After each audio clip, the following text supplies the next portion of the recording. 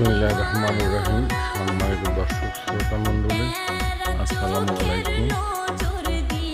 দেখুন, আমি অবসরপ্রাপ্ত